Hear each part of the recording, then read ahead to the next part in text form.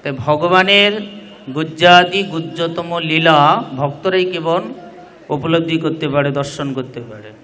এই জন্য বলা হয়েছে ভক্তা মাম অভিজানাতি। ভক্তকে কে, ভগবানকে কে উপলব্ধি করতে পারে? ভক্ত। ভক্ত না হইলে কখনো ভগবানকে উপলব্ধি করা যায় না। ঈশ্বরের কৃপা লেশ মাত্র হয়েছে যাহারে, সেই ব্যক্তি ঈশ্বর তত্ত্ব জানিবারে পারে। বলে ঈশ্বরের কৃপা যার প্রতি একবার হয়েছে সেই ব্যক্তি কেবল ভগবানকে জানতে পারে, নচেত নিজের প্রচেষ্টায় কখনো ভগবানকে জানা যায় না। যেমন সূর্য আছে, বা সূর্য থাকলে কি সূর্যকে দেখা যাবে? এখন আপনারা দেখেন সূর্য তো আছেই, আপনাদের চোখও আছে, তো সূর্যকে দেখেন দেখি দেখা যায় নাকি? সূর্যকে দেখা যাবে? সূর্যকে দেখা যাবে না কেন? না, চক্ষু আছে, কিন্তু সূর্যকে দেখা যাবে কখন? সূর্যের আলো যখন প্রদান করবে, সূর্যের আলোর সাহায্যে সূর্যকে দেখা সম্ভব হবে।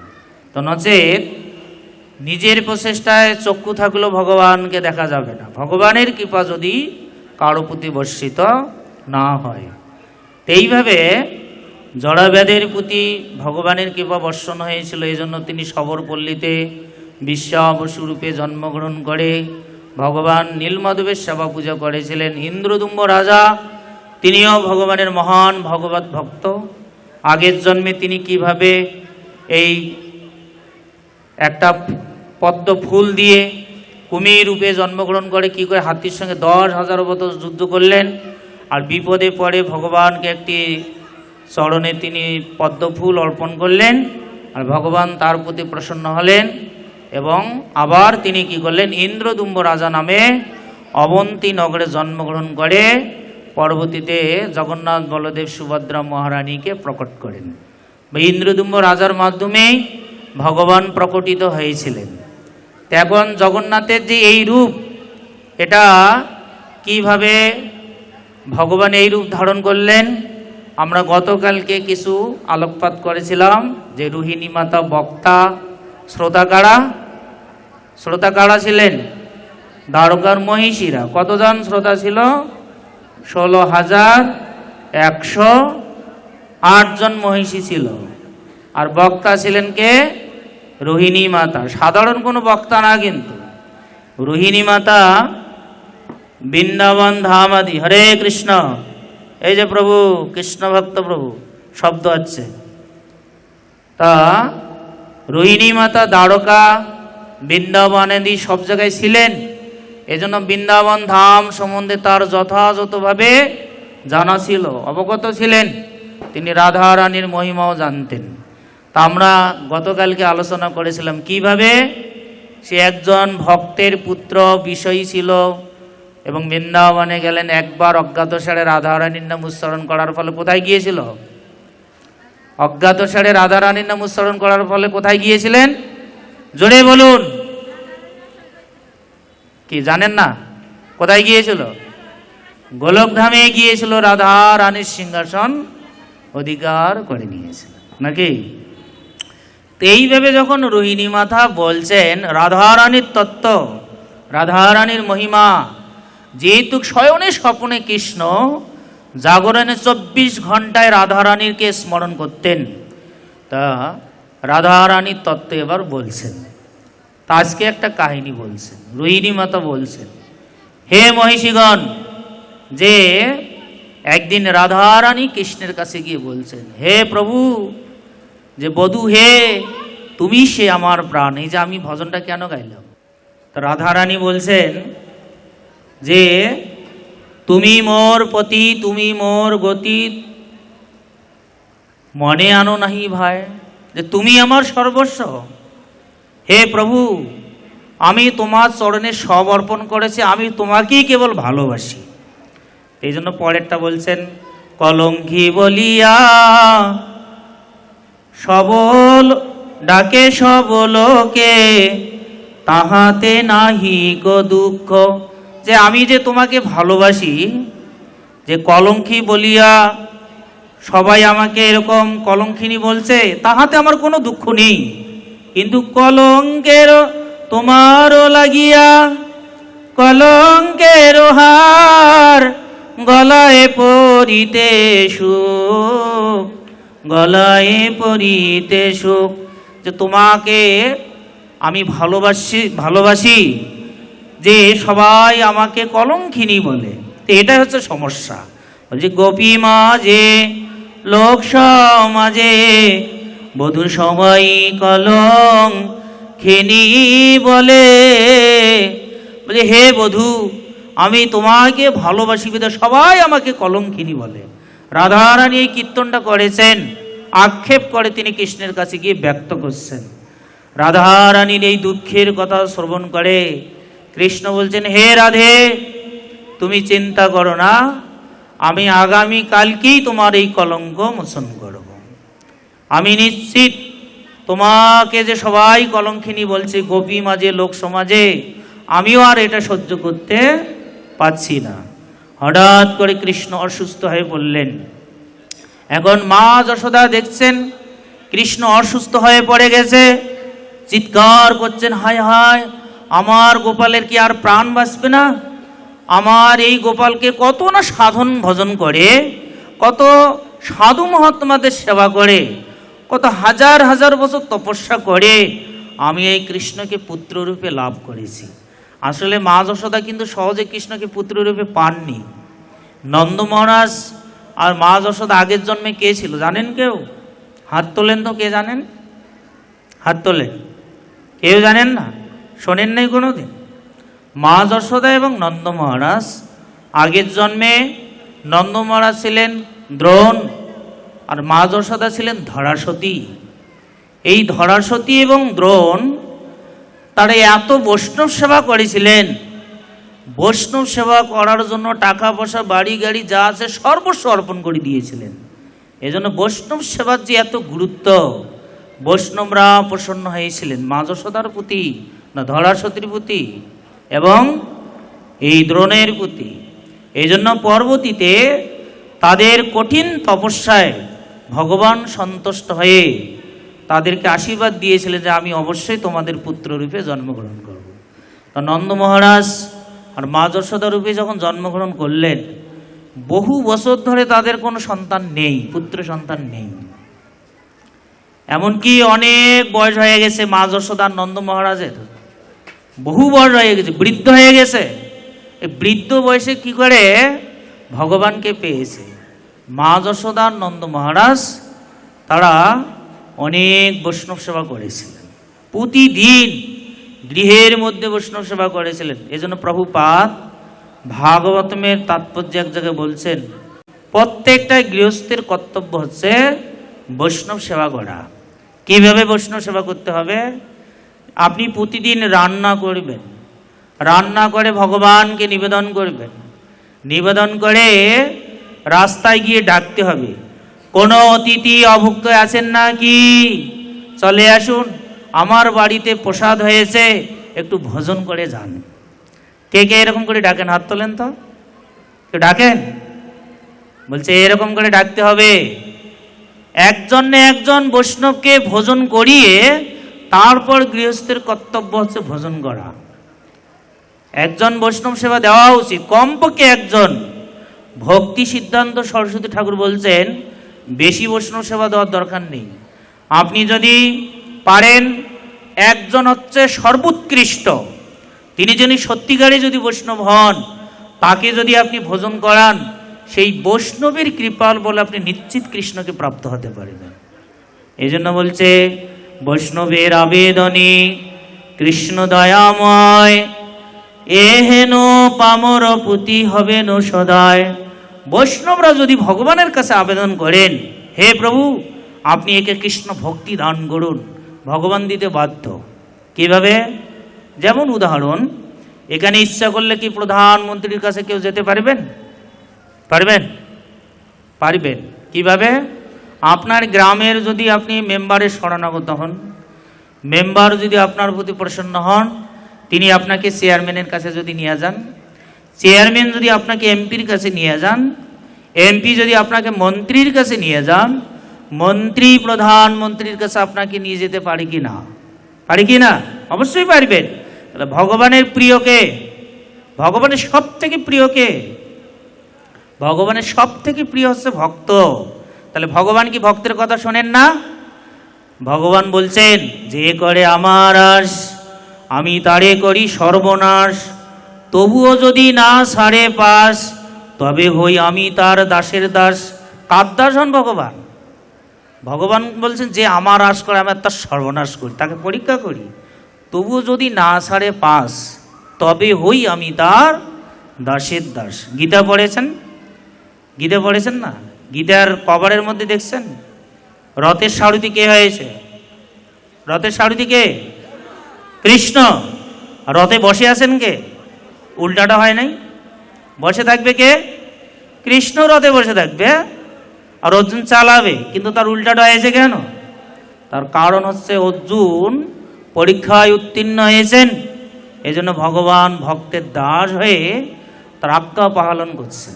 যখন রথের সারথি হয়েছেন কৃষ্ণ, অর্জুন কৃষ্ণকে বলেন, হে অচ্যুত, তুমি এই দিব্য রথটি চালিয়ে নিয়ে গিয়ে উভয় পক্ষ সৈন্যদের মাঝখানে স্থাপন করো, যাতে আমি দেখতে পারি কারা কারা আমার বিপক্ষে যুদ্ধ করতে এসেছে, তাদেরকে আমি একটু দেখতে চাই কারা আমার সঙ্গে সংগ্রাম করতে এসেছে। ভগবান অর্জুন কর্তৃক আধিষ্ঠিত হয়ে দিব্য রথটি চালিয়ে নিয়ে গিয়ে উভয় পক্ষ সৈন্যদের মাঝখানে স্থাপন করছেন। অর্জুন যা বলছেন কৃষ্ণ তা করছেন, করছেন কি না? হ্যাঁ, এই জন্য ভগবান বলছেন, ভক্ত মোর পিতা মাতা, ভক্ত মোর গুরু, ভক্ত মোর নাম রেখেছেন বাঞ্ছা কল্পতরু। ভক্তই আমার পিতা মাতা, ভক্তই আমার গুরু, ভক্ত আমার নাম রেখেছেন বাঞ্ছা কল্পতরু। ভগবান এটাও বলছেন, মোর ভক্তেরে না পুজে মোরে পুজে মাত্র, সে দাম্ভিক নহে মোর প্রসাদের পাত্র।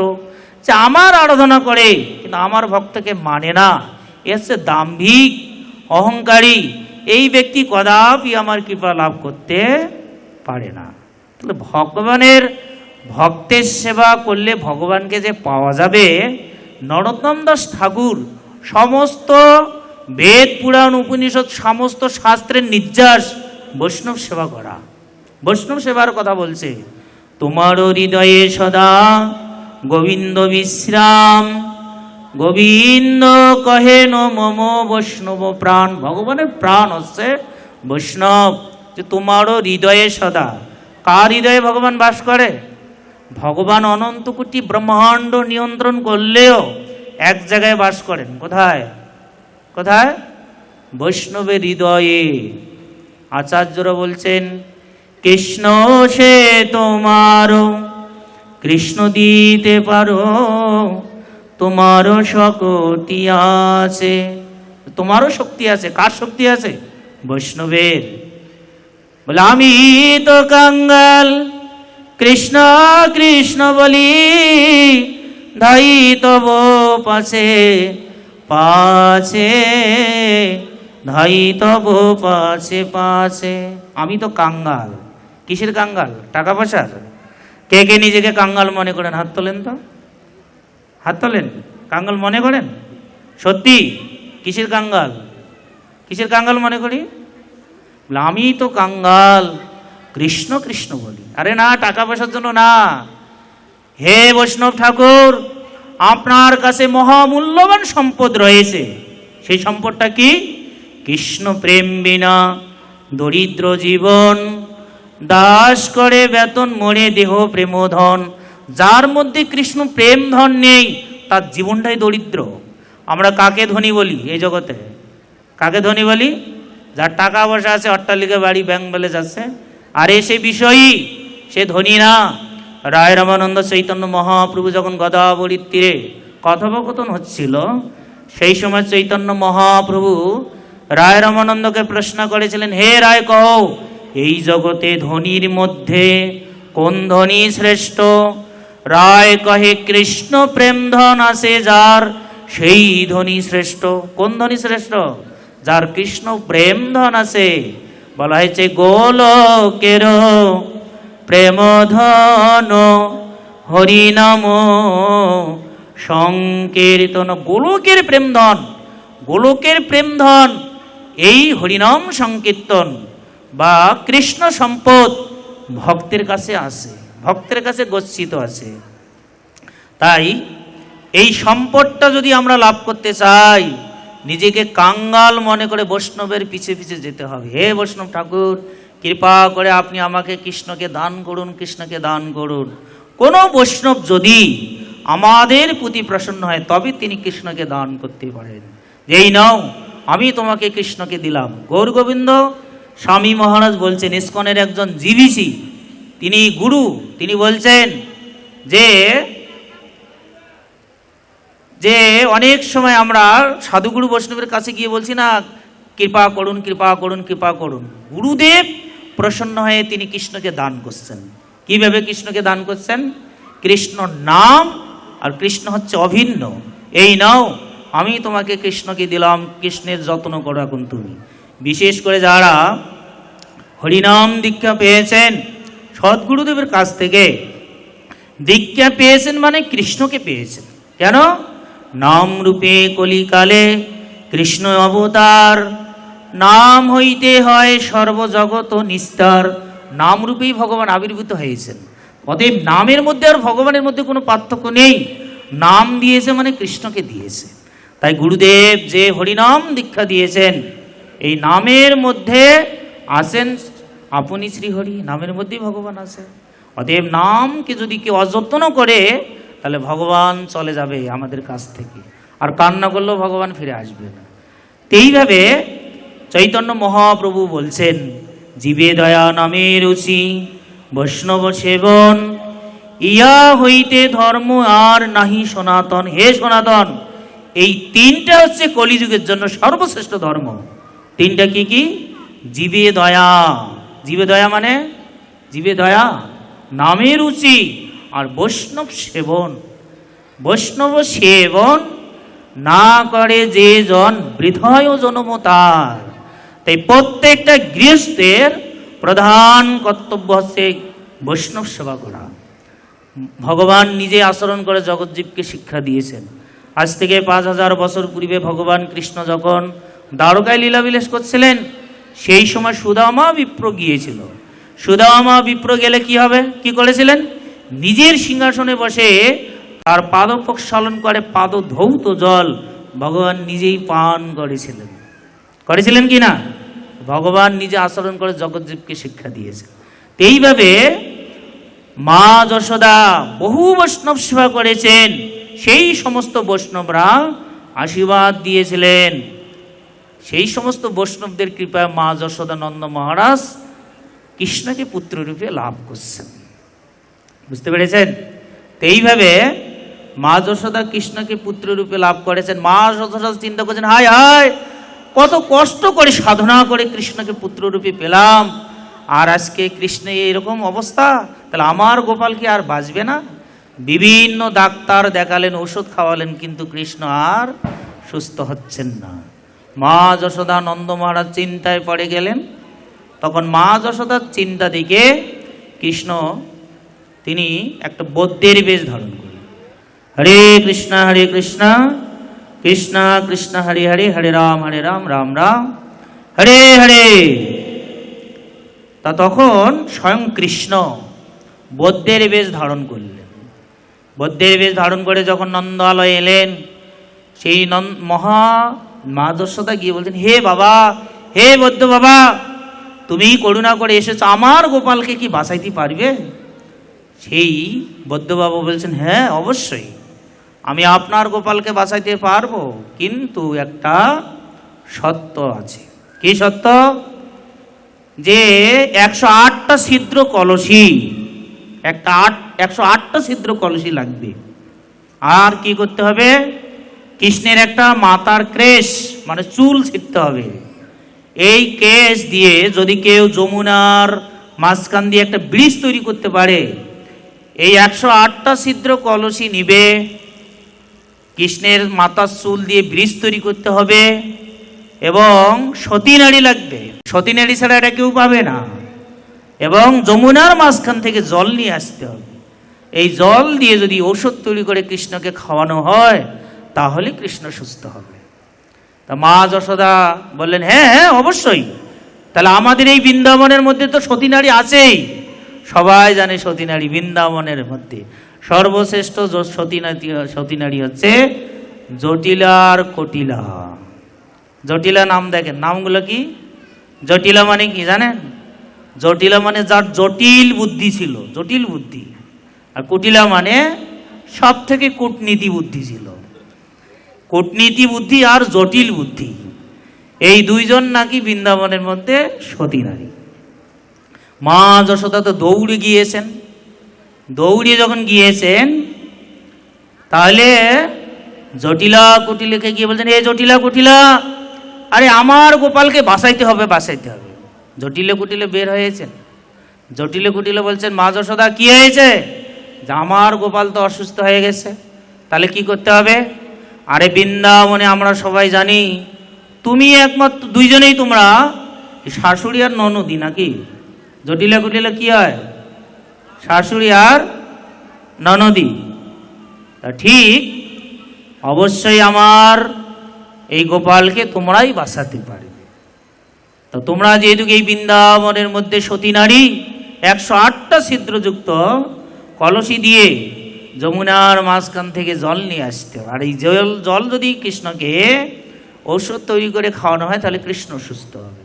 জটিলা বলছেন, জটিলা আর কুটিলা বলছেন, হে মা যশোদা, আপনি কোনো চিন্তাই করিবেন না, আপনি শুধু আমাদের সতী নারী বলছেন, এটা ভুল করছেন। আমরা শুধু সতী না, সতীর সতী মহাসতী। আমরা কাঁচা বাসে ঘুণ ধরাইতে পারি, আগুনে মানে জলে আগুন ধরাইতে পারি। বলছে আমরা সতী না, শুধু মহাসতী। কাঁচা বাস আছে না, কাঁচা বাসের মধ্যে ঘুণ ধরাইতে পারি, আর জল আছে, জলের মধ্যে আগুন ধরাইতে পারি, দাউ দাউ করে আগুন জ্বলবে। তাই নাকি? হ্যাঁ, ঠিক আছে, তাহলে অবশ্যই তোমাদের মাধ্যমেই আমার গোপাল বেঁচে যাবে। জটিলা কুটিলা এসেছেন। জটিলা কুটিলাকে 108টা ছিদ্র কলসি দিয়েছেন এবং কৃষ্ণের একটা মাথার চুল দিয়েছেন। মাথার চুল দিলে তখন এই চুলটা দিয়ে কৃষ্ণের যোগ বলে ব্রিজ তৈরি করতে সক্ষম হয়েছে। ব্রিজ দিয়ে যখন 108টা ছিদ্র কলসি নিয়ে মাঝখানে গিয়েছেন, একদম ব্রিজ ভেঙ্গে জটিলা কুটিলা জলের মধ্যে পড়ে হাবুডুবু খাচ্ছে।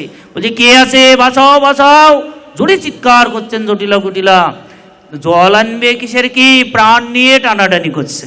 তখন বৃন্দাবনের কিছু যুবক ছেলে দেখছেন জটিলা কুটিলার অবস্থা খুব করুণ, এজন্য দৌড়ে গিয়ে কি করলেন, জলের মধ্যে নেমে জটিলা কুটিলাকে প্রাণে রক্ষা করলেন। তাহলে এইভাবে সবাই জানতেন বৃন্দাবনের মধ্যে সতী নারী একমাত্র জটিলার কুটিলা। তারা পর্যন্ত আজকে পরাস্ত হলে এখন কি হবে? মা যশোদা আরো জোরে যখন চিৎকার করছেন, বদ্ধবাবু বলছেন, মা যশোদা আপনি কান্না করবেন না, চিৎকার করবেন না। আরে জটিলা কুটিলা কেন? এই বৃন্দাবনের মধ্যে একজন মহাসতী আছে, আপনি তার কাছে যান, আপনি তাকে ডেকে নিয়ে আসুন, আর তিনি অবশ্যই এই অসাধ্য কাজ অবশ্যই সাধন করতে পারবেন। তখন কার কাছে গেলেন? রাধারানীর বাড়ি গেলেন। রাধারানীর বাড়ি কোথায়? রাধারানীর জন্ম হয়েছে কোথায় কেউ জানেন? হাত তোলেন তো, কে বলতে পারেন রাধারানীর জন্ম কোথায়? হাত তুলে বলুন, রাধারানীর জন্মস্থান কোথায়? কে? রনুশ্রী হাত তুলছে নাকি? কোথায়? রনু বলো কোথায়? হ্যাঁ, কোথায়? বর্ষনা। আর কেউ? আর কেউ জানেন রাধারানীর জন্মস্থান কোথায়? জানেন না? আমি বলছি, বর্ষনায় জন্মস্থান না, রাধারানীর জন্মস্থান হচ্ছে রাভেলে। রাভেল। আর জন্ম হয়, তার বড় হয়েছে কোথায়? বর্ষনায়। রাভেলে তার জন্ম, রাধারানীর জন্ম হচ্ছে রাভেলে, আর বড় হয়েছে কোথায়? বর্ষনায়। এইভাবে মা যশোদা বর্ষনায় গেলেন। বর্ষনায় গিয়ে রাধারানীকে গিয়ে এই কথা বললেন। রাধারানী বুঝতে পেরেছেন কৃষ্ণ আমার মান রক্ষার্থে তিনি এই কৌশল অবলম্বন করেছেন। রাধারানী এলেন। রাধারানীকে মা যশোদা বললেন যে 108টা ছিদ্রযুক্ত কলসি দিয়ে যমুনা থেকে জল নিয়ে আসতে হবে। রাধারানী জানেন যে কৃষ্ণ এই কৌশল অবলম্বন করেছেন, এজন্য 108টা ছিদ্র কলসি নিয়ে গেলেন। নিয়ে গিয়ে কৃষ্ণের চুল দিয়ে ব্রিজ তৈরি করলেন। ব্রিজ দিয়ে তারপর নিচে নামলেন। যমুনার মাঝখানে যখন নামলেন, তখন কলসিটা যমুনার জলের মধ্যে ডুবিয়ে কৃষ্ণকে স্মরণ করলেন, হে প্রভু, আমার এই কলঙ্ক মোচন করার জন্যই তুমি এই কৌশল অবলম্বন করেছো। কিন্তু 108টা ছিদ্র আমি বন্ধ করব কি করে? এটা আমার পক্ষে অসম্ভব। তখন ভগবান ওখানে হঠাৎ করে তিনি কলসির মধ্যে আবির্ভূত হয়েছেন, বলছেন, হে রাধে, তুমি নিশ্চিন্তে থাকো, এই 108টা কলসির ছিদ্র আমি বন্ধ করে দিচ্ছি, আর তুমি নির্ভয়ে জল নিয়ে যাও, এক ফোঁটা জলও পড়িবে না। রাধারানী নিশ্চিন্তে কলসি দিয়ে জল নিয়ে এলেন যমুনা থেকে, এক ফোঁটা জলও পড়ল না। এবং বৌদ্ধ বাবাকে এনে দিলেন। আসলে বৌদ্ধ বাবা কে? বৌদ্ধ বাবা কে? স্বয়ং ভগবান। বৌদ্ধ বাবা কোনো রকম জল দিয়ে কি করলেন?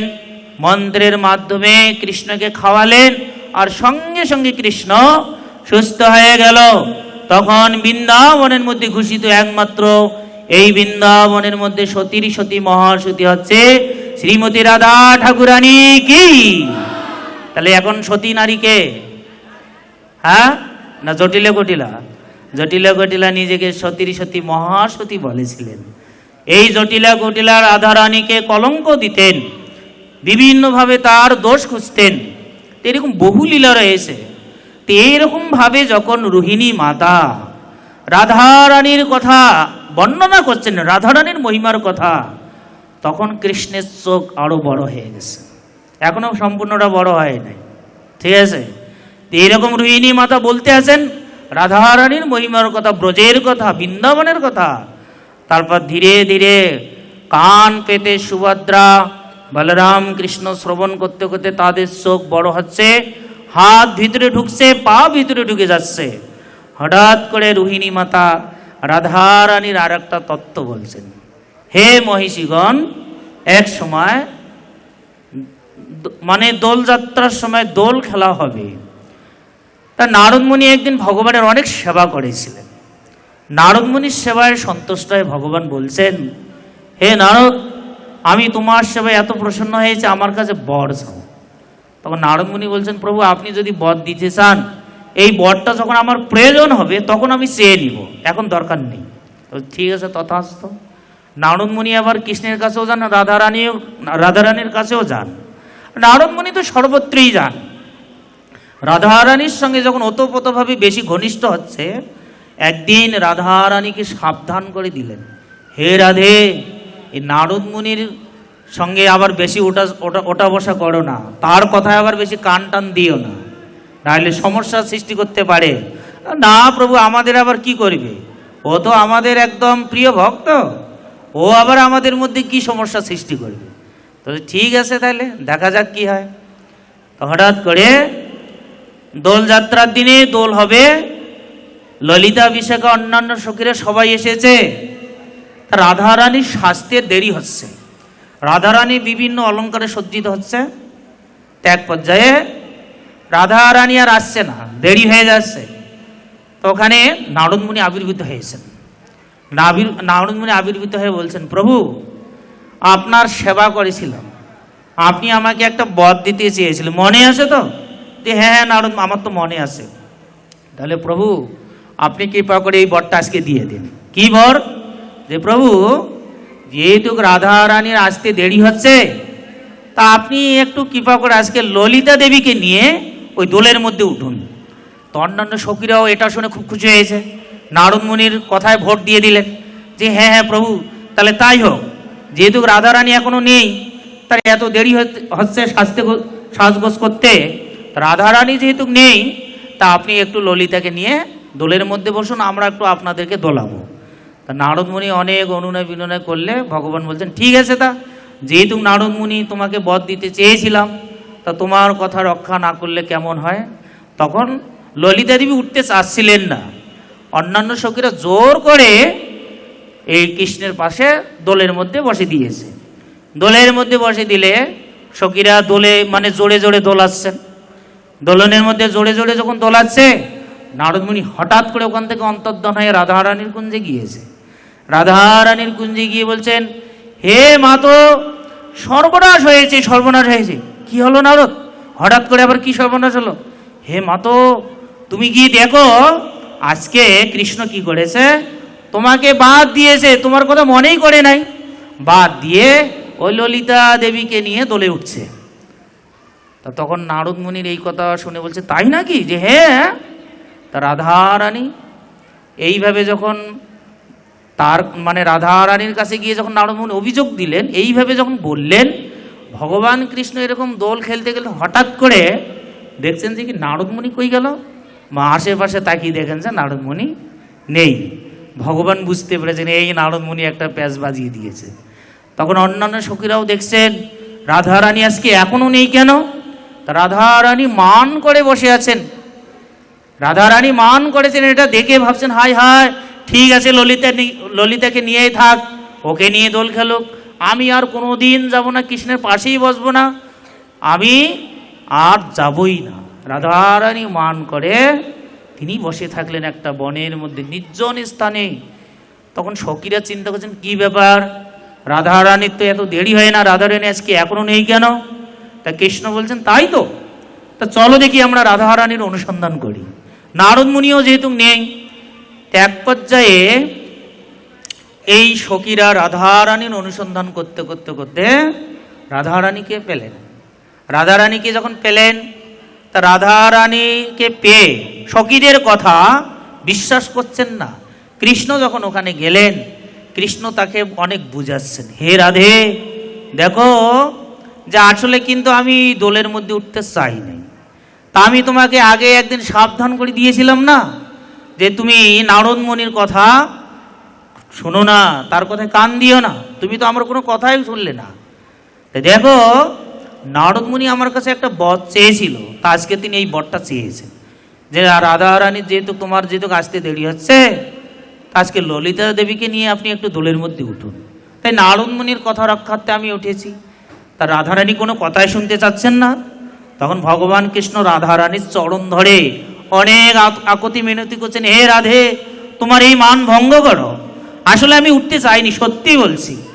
তো এইভাবে যখন চরণ ধরে যখন ভগবান অনেক অনুনয় বিনয় করছেন, এই ধরনের কথা শ্রবণ করে ভগবান কৃষ্ণ, সুভদ্রা দেবী এবং বলরাম তিনি আর স্থির থাকতে পারেনি, তাদের চোখ বড় হয়ে গেছেন যে হায় রাধারানী এত মহান, যে সাক্ষাৎ ব্রজেন্দ্র নন্দন কৃষ্ণ যিনি অনন্ত কোটি ব্রহ্মাণ্ডের মালিক, তিনি আজকে রাধারানীর চরণ ধরে প্রার্থনা করছেন, হে রাধে তোমার এই মান ভঙ্গ করো, যে চলো আসলে নারদ মুনির কথা অনুসারেই আমি উঠেছি, আবার তোমার কাছে গিয়ে নারদ মুনি লাগিয়ে দিয়েছে। তাই তখন রাধারানী বিষয়টা বুঝতে পারলেন, বুঝতে পেরে সমস্ত সখীরা রাধারানীকে নিয়ে আবার দোলের মধ্যে যখন রাধা কৃষ্ণকে উঠালেন, জোরে জোরে দোল দিতে লাগলেন। বিভিন্ন সখীরা বিভিন্ন বাদ্য বাজাইতে লাগলেন, কেউ গান গাইতে লাগলেন। এইভাবে তারা আনন্দ উপভোগ করতে লাগলেন। এই ধরনের কাহিনী রোহিণী মাতা যখন বলছেন, কৃষ্ণ বলরাম শ্রবণ করে যে রাধারানীর কত মহিমা, যে রাধারানীর প্রেমের কত পরাকাষ্ঠা, যে সাক্ষাৎ কৃষ্ণ পর্যন্ত যার প্রেমে মুগ্ধ, যার রূপে মুগ্ধ, যার ভক্তিতে বশীভূত, তা সেই কথা শ্রবণ করছেন। রোহিণী মাতা আর একটা কাহিনী বলছেন। তা রোহিণী মাতা বলছেন যে হে মহিষীগণ, যে একসময় সমস্ত সখী রাধারানী অন্যান্য সখীরা এই কৃষ্ণকে নাচাচ্ছিল, তাকে বিভিন্নভাবে নাচাচ্ছে। যে তাকে যখন নাচাচ্ছিল, তো হঠাৎ করে মা যশোদা এসেছেন। মা যশোদা এসে দেখছেন যে তার গোপালকে নাচাচ্ছে। তখন মা যশোদা ভর্ৎসনা করে বলছেন, হে রাধে, যে তোমাদের কি কাণ্ডজ্ঞান নেই? আমার ছেলেটা এখনই গোচরণ করে এলো, আবার তোমাকে এই ঘর থেকে বের করে নিয়ে এসে ওকে নাচাচ্ছ কেন? তোমাদের এরকম বিবেক যে ও এমনিতেই ক্লান্ত। তখন বিশাখা আদি অন্যান্য সখীরা বলছেন, হে মা যশোদা, আসলে এটা আপনার কৃষ্ণ না, এটা হচ্ছে রাধারানীর কৃষ্ণ। বুঝলি, তাহলে আমার কৃষ্ণ কোথায় গেল? যা আপনার কৃষ্ণ ঘরের মধ্যে ঘুমিয়েছে, আপনি গিয়ে দেখুন। মা যশোদা সত্যি সত্যি তিনি ঘরের মধ্যে গেলেন, গিয়ে দেখেন সত্যি সত্যি কৃষ্ণ ঘুমিয়ে আছে। কৃষ্ণকে জাগালেন, এই চলো চলো। তখন কৃষ্ণ উঠেছে, মা যশোদা তার হাত ধরে ওই ওখানে গিয়েছেন যেখানে রাধা রানী সমস্ত সখীরা কৃষ্ণকে নাচাচ্ছেন। ওখানে যখন গিয়েছেন, গেলে তখন দুই কৃষ্ণ হয়ে গেছে। দুই কৃষ্ণ হতে পারে কি না? যেহেতু কৃষ্ণ হচ্ছেন অবতারী, দুই কৃষ্ণ কেন? যখন কৃষ্ণ বৃন্দাবনে রাসমণ্ডলে রাসলীলা করেছিলেন তখন 100 কোটি গোপী ছিল। হরি বল। তো 100 কোটি গোপী ছিল। 100 কোটি গোপীকে কৃষ্ণ একাই আনন্দ দিয়েছেন কি করে? কৃষ্ণ তখন নিজেকে 100 কোটি রূপে বিস্তার করেছিলেন। কৃষ্ণ নিজেকে 100 কোটি রূপে বিস্তার করে প্রত্যেকটি গোপীর মনোবাঞ্ছা পূর্ণ করেছিলেন। কৃষ্ণ যখন রাসলীলা করেছিল তখন কৃষ্ণের বয়স কত ছিল জানেন কেউ? কৃষ্ণ যখন রাসলীলা করেন তখন তার বয়স কত? তার বয়স ছিল মাত্র 8 বছর বয়স, জানেন? এজন্য ভগবানের লীলা অপ্রাকৃত। তা সাধারণ মানুষ ভগবানের এই অপ্রাকৃত লীলা বুঝতেই পারে না। ভগবান রাধা কৃষ্ণকে সাধারণ একজন মানুষ মনে করেন, বা তাদেরকে এরকম একটা নারী পুরুষ মনে করেন। আসলে তিনি নারী পুরুষ না, তিনি সাধারণ কোনো মানুষ নন। ভগবদ গীতায় ভগবান বলছেন, নবজনম তিম মামরা মানুষিম তন্মাশ্রিতম পরম ভবজনন্ত মম ভূত মহেশ্বর। হে অর্জুন, আমি যখন এই পৃথিবীতে মনুষ্য অবতীর্ণ হই তখন সাধারণ মানুষেরা আমাকে অবজ্ঞা করে, তারা আমার পরম ভাব সম্বন্ধে অবগত না। তো এইভাবে কি জানে বলছিলাম, হ্যাঁ? এই জন্য তখন এই কৃষ্ণ মানে দুই কৃষ্ণ হয়ে গেল। দুই কৃষ্ণ যখন হলেন তা অন্যান্য সখীরা বলছেন, মা যশোদা, এই রাধারানীর কৃষ্ণ আর তোমার কৃষ্ণ এখন নৃত্য প্রতিযোগিতা হবে, কে ভালো নৃত্য করতে পারে। মা যশোদা বলছেন, না না, আমার গোপাল যদি আবার হারিয়ে যায় তখন আমার কি হবে? এমনি কত সাধনা করে তপস্যা করে এই কষ্ট করে আমি কৃষ্ণকে পেয়েছি, তা কৃষ্ণ যদি হারিয়ে মানে আমার কৃষ্ণ যদি হারিয়ে যায় তখন কি হবে? না। তখন অন্যান্য সখীরা বলছেন, তাহলে এক কাজ করাও, রাধারানীর কৃষ্ণের মধ্যে একটা টিক চিহ্ন দেওয়া হোক। তাহলে ঠিক আছে, তাই হোক। রাধারানীর কৃষ্ণের মধ্যে একটা টিক চিহ্ন দিয়েছেন। তো এবার দুই কৃষ্ণ নৃত্য হচ্ছে। তো দুই কৃষ্ণ নৃত্য করতে করতে করতে হঠাৎ করে মা যশোদার যে কৃষ্ণ, এটা রাধারানীর কৃষ্ণের মধ্যে প্রবেশ করছে। রাধারানীর কৃষ্ণের মধ্যে যখন প্রবেশ করছে, মা যশোদা দেখতে পাচ্ছেন তার কৃষ্ণ নেই। তা মা যশোদা বলছেন, কি ব্যাপার, আমার কৃষ্ণ কোথায় গেল, আমার গোপাল কই গেল? তো এইভাবে তিনি কান্না করছেন। রাধারানী বলছেন, তোমার গোপাল কই গেল আমরা কি জানি, হে মা যশোদা, আমরা আর এখানে থাকবো না, আমরা চলে গেলাম। রাধারানী কৃষ্ণকে নিয়ে যখন যাচ্ছে তখন মা যশোদা রাধারানীর পা জড়িয়ে ধরেছে। হে রাধে, নিশ্চয়ই তুমি জানো আমার গোপাল কোথায় গেছে। আরে কত কষ্ট করে গোপালকে পেয়েছি, আমার গোপাল যদি না থাকে তাহলে আমি কি করে এই জগতে মুখ দেখাবো, আমার কি গতি হবে। হে রাধারানী, তুমি জানো নিশ্চয়ই আমার গোপাল কোথায় গেছে। মানে এই ধরনের কথা যখন কৃষ্ণ বলরাম শুনছেন, সুভদ্রা দেবী, যে মা যশোদা পর্যন্ত রাধারানীর পা ধরছেন। তা মা যশোদা পা ধরছে, রাধারানী শ্রেষ্ঠ না মা যশোদা শ্রেষ্ঠ? কে শ্রেষ্ঠ বলেন? শ্রেষ্ঠ কে? রাধারানী শ্রেষ্ঠ। আর মা যশোদা হচ্ছে বাৎসল্য রসের ভক্ত, আর রাধারানী কোন রসের ভক্ত? কোন রসের ভক্ত? মাধুর্য রসের ভক্ত। ভগবানের 12টা রস আছে, 12টা রস। এই 12টা রস হচ্ছে, 7টা হচ্ছে গৌণ রস, বীর ভয়ানক আদি এরকম 7টা রস আছে গৌণ গৌণ, আর 5টা হচ্ছে মুখ্য রস। 5টা মুখ্য রস কি কি? 5টা হচ্ছে শান্ত, দাস্য, সখ্য, বাৎসল্য, মধুরস। মধুরসের ভক্ত। এই মধুরসের ভক্ত হচ্ছে, মাধুর্য রসের ভক্ত হচ্ছে শ্রীমতী রাধা ঠাকুরানী। আর এই শ্রীমতী রাধা ঠাকুরানী আগে জন্মগ্রহণ করছেন না মা যশোদা জন্মগ্রহণ করছে আগে? বলে কে জন্মগ্রহণ করছেন? গোলকধামে কৃষ্ণের বাম অঙ্গ থেকে রাধারানীর প্রকাশ। সর্বপ্রথম গোলকধামে রাধারানীকে প্রকাশ করেন বাম অঙ্গ থেকে। এজন্য এক আত্মা দুই দেহ ধরি অন্যান্য লীলাবিলাস আস্বাদন করি। একই আত্মা দুইটা দেহ ধারণ করে লীলা আস্বাদন করছেন, এই জন্য কৃষ্ণকে বলা হয় লীলা পুরুষোত্তম। এইভাবে মা যশোদার পা, মানে মা যশোদা যখন রাধারানীর পা ধরে কান্না করছেন, রোদন করছেন, জোরে জোরে চিৎকার করছেন, হে রাধে নিশ্চয়ই জানো আমার কৃষ্ণ কোথায় গিয়েছে। তখন রাধারানী বলছেন, হে মা যশোদা তুমি আমার পা ছেড়ে দাও, তুমি পা ধরছ কেন? হে মা যশোদা তোমার ছেলে এখানে নৃত্য করতে করতে খুব ক্লান্ত হয়ে গিয়েছে, এজন্য বাড়িতে গিয়ে দেখো বিছানার মধ্যে সে শুয়ে আছে। তা মা যশোদা দৌড়ে গিয়েছেন, দৌড়ে গিয়ে দেখেন যে সত্যি সত্যি সে বিছানার মধ্যে শুয়ে আছে। তো এই ধরনের কাহিনী শ্রবণ করছেন, শ্রবণ করে করে করে করে মা এমনকি কৃষ্ণ বলরামের আরও অনেক লীলা বলছেন, তা আমি আর ওগুলো বলছি না। তো তখন বড় কৃষ্ণ বলরামের সুভদ্রা দেবীর চোখ অনেক বড় হয়ে গেছে, অনেক বড় চোখ হয়েছে, হাত পা ভিতরে ঢুকে গেছে। তখন সেই সময় নারদমুনি দ্বারকায় প্রবেশ করছেন।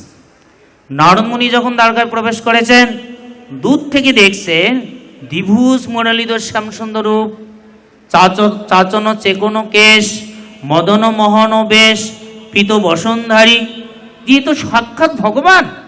নারদমুনি ভগবানকে দেখে চিন্তা করছেন কি ব্যাপার, ভগবান এরকম রূপ ধারণ করেছেন কেন? তখন তিনি বুঝতে পেরেছেন যে রোহিণী মাতা ওখানে বৃন্দাবনের কথা, রাধা রানীর প্রেমের কথা বর্ণনা করছেন, ব্রজবাসীদের কথা বলছেন। আর এই ব্রজবাসীদের কথা রোহিণী মাতা বলছেন, আর এই রাধা রানীর কথা শ্রবণ করতে করতে করতে কৃষ্ণ বলরাম সুভদ্রার এই করুণ অবস্থা, এইরকম অবস্থা দেখে নারদমুনি তখন ভগবানের গুণকীর্তন করতে শুরু করলেন।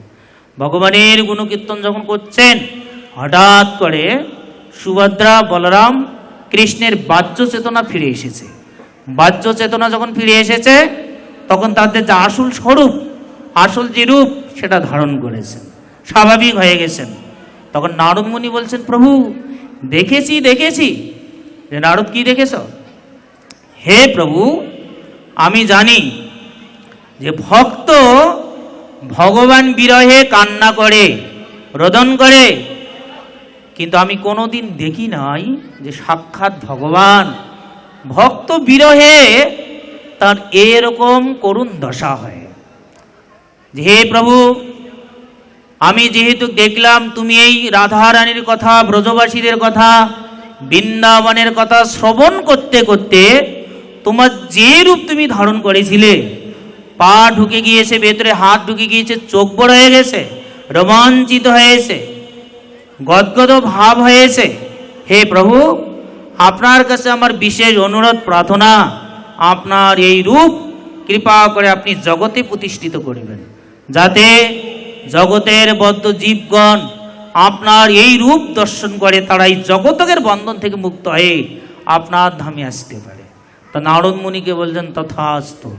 হে নারদ আমি তোমার প্রার্থনা অনুসারে নীলগিরি পর্বতে রাজা ইন্দ্রদুম্নের মাধ্যমে আমি নীলাচলে এই আবির্ভূত হব, আর ওই জায়গাটা আমার নামে হবে, এটা পুরুষোত্তম ক্ষেত্র। ভগবানের নাম হচ্ছে পুরুষোত্তম। তো এই পুরুষোত্তম ক্ষেত্রে জগন্নাথ বলদেব সুভদ্রা মহারানী সুদর্শন চক্র এই 4 বিগ্রহ রূপে আবির্ভূত হয়েছেন। সুদর্শন চক্রও কিন্তু তিনিও আবির্ভূত হয়েছেন। সুদর্শন চক্র তো আগে ভগবানের হাতে ছিল, সুদর্শন চক্র আগে ভগবানের হাতে ছিল। তা সুদর্শন চক্র আবার একটা মূর্তি হয়ে গেল কেন? মূর্তি হয়েছিল কেন? এটা একটা ছোট্ট না কাহিনী আছে, আমি আজকে এই কাহিনীটা বলি, শুধু এটা বলে শেষ করবো নাকি। এক সময় ভগবান তিনি এরকম জগন্নাথ বলদেব সুভদ্রা মহারানী রূপে আবির্ভূত হয়ে লীলা করছেন। আর জগন্নাথ পুরীতে 4টা দ্বার আছে, মানে 4টা দরজা আছে। গিয়েছেন তো কেউ? 4টা দরজা আছে, 4 দরজায় এরকম পাহারা থাকে, সিংহদ্বার আছে। তা 4 দ্বার, আর একটা আছে বেরিয়া হনুমান আছে, মানে হনুমানকে বেঁধে রাখছে ওই দরজার মধ্যে। হনুমানকে আবার কেন বেঁধে রাখছে এটাও কাহিনী আছে। তা একসময় গরুর পাখি হচ্ছে ভগবানের বাহন। তা হনুমান কার ভক্ত? হনুমান কার ভক্ত? হনুমান হচ্ছে রামের ভক্ত। ভগবান শ্রী রামচন্দ্র ত্রেতা যুগে লীলাবিলাস করে, তার লীলা সংবরণ করে স্বধামে প্রত্যাবর্তন করেছেন। তো হনুমান কোথায় গিয়ে বসতি স্থাপন করেছিলেন? কিম পুরুষ লোকে। কিম পুরুষ লোকে তিনি ভগবানের নাম জপ করছেন। তা কিম পুরুষ লোকে যখন বাস করছেন, তো হনুমানের বাহন হচ্ছে গরুর দেব। গরুর দেবকে বলছেন, হে গরুর দেব, তুমি কিম পুরুষ লোকে যাও, আমার এক প্রিয় ভক্ত হনুমান, তুমি তাকে এই পুরীতে তুমি আহ্বান করে নিয়ে আসো। তা তখন সুদর্শন চক্র চিন্তা করলেন, হায় হায়, আমি ভগবানের এত প্রিয় ভক্ত, তা আমাকে না বলে এই গরুর পাখিকে কেন বলছে? যে আমার থেকে কি এরকম গরুর পাখি শ্রেষ্ঠ? বলেন, সুদর্শন শ্রেষ্ঠ না গরুর পাখি শ্রেষ্ঠ? হ্যাঁ, আরে গরুর পাখি তার বাহন, আর সুদর্শন আসলে কিন্তু শ্রেষ্ঠ, কিন্তু সুদর্শনের অহংকার হয়ে গেছে। তার এমনই অহংকার হলো, ঠিক আছে দেখি যে হনুমান কি করে তাকে নিয়ে আসে, এই গরুর পাখি কি করে হনুমানকে নিয়ে আসে, আমি দেখব। তো তখন গরুর পাখি গিয়েছেন। গরুর পাখি গেলে কিম পুরুষ লোকে গিয়ে দেখছেন যে সে রাম নাম জপ করছেন। আসলে হনুমান এতই ভগবানের প্রিয় ভক্ত, সে রাম নাম যখন জপ করছেন, তা রাম নাম জপ করলে অবশেষে এই গরুর পাখি হনুমানকে বলছেন, হে হনুমান, যে দ্বারকাধীশ কৃষ্ণ তিনি জগন্নাথ পুরীতে লীলা করছেন, জগন্নাথ রূপে আবির্ভূত হয়ে তোমাকে আহ্বান করছে, ডাকছে। বলছেন, কিসের দ্বারকাধীশ? দ্বারকাধীশকে আমি চিনি না, আর কে জগন্নাথ তাকেও আমি চিনি না। আসলে জগন্নাথকে চেনে হনুমান? দ্বারকাধীশকে চেনে? দ্বারকাধীশকেও চেনে না, আর জগন্নাথকেও চেনে না। কাকে চেনে? রামকে চেনে। তার আরাধ্য কে? আরাধ্য হচ্ছেন রাম। একনিষ্ঠ ভক্তি, এটাকে বলা হয় একনিষ্ঠ ভক্তি। তার আরাধ্য দেবের প্রতি ভক্তি, অন্য কোনো ভগবানের প্রতি তার ভক্তি নেই। তার যে আরাধ্য দেব যে ভগবান, তাকে পরম পুরুষ মনে করেন। আর ভগবানের এই রামের এত প্রিয় ভক্ত কেন?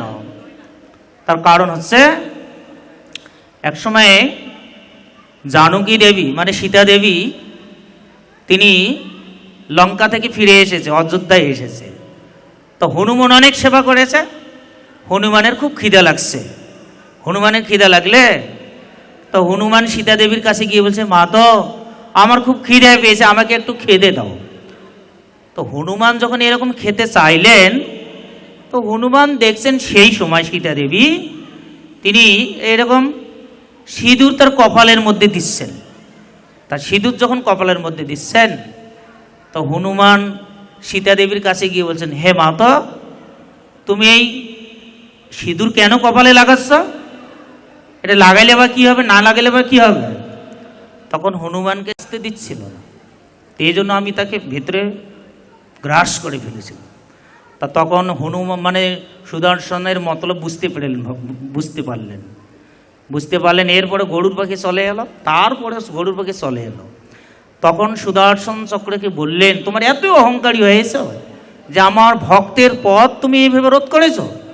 এই জন্য এর পরের জন্মে তুমি মানে এরপরে তোমাকে কি করতে হবে?